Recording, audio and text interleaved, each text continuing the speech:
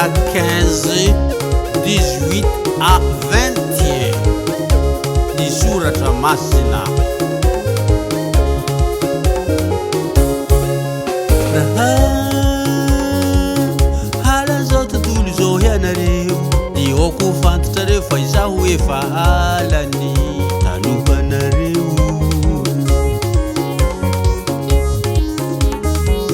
Raha naman zao tontolo zao ianareo, dio teny azy zao tontolo zao, fa satria tsy naman zao tontolo zao ianareo, fa izaho efa nifidy anareo tam'izao tontolo zao.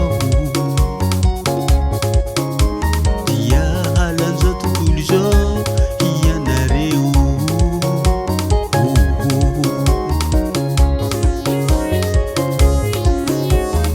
Tsarovy ny teny izay nolazaiko taminareo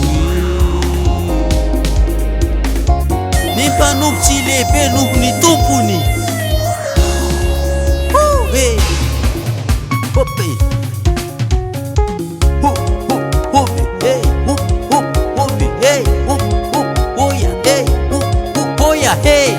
Raha nagnendrika izy dia hagnendrika anareo koa, fa raha nitandrina ny teniko izy dia hitandrina ny anareo koa.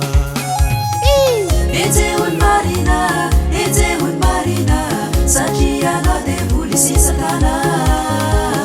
Haleluya, haleluya, hoan'Andriamanitra.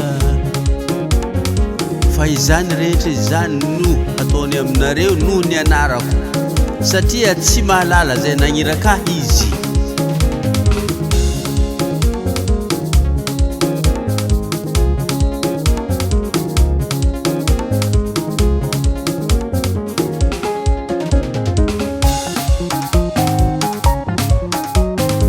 Mahereza, mahereza, mahereza, mahereza tsika.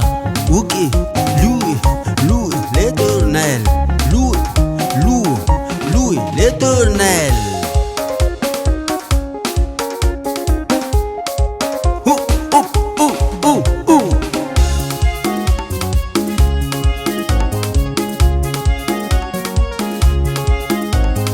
Loué, loué, loué, loué l'Éternel, Dieu d'Israël, c'est mon Seigneur et mon Dieu. Izany teny zany dia efa nolazaiko taminareo, mba tsy hatafitohinanareo. Androakanareo hiala sy nangoka izy, eny ho aminy ihany ka ataon'izay